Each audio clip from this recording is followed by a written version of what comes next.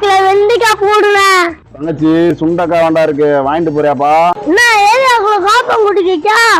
கடை எடுக்கணுமா வேணாமா? தம்பி, எலி விட்ட போற மாதிரி கட்டையா குட்டையா இருந்தல, அதனாலதான்ப்பா கேட்டேன். வெண்டைக்காய்ல வைக்கிற போண்டா கையா, வைக்கிற நாட்டுக்கோழியும் போடு. அடப்பு எடுக்கிற குச்சி மாதிரி இருந்துகிட்டு காய்கறி கடையில வந்து போண்டா கோழி கேட்டா என்னடா நாயா? சரி, காய் எல்லாம் என்ன ஆடி போயிருக்கு? அவங்க தங்கச்சி போடியில வாக்கப்பட்டு போயிருச்சு, அதனாலதான் வாடி போயிருக்கு.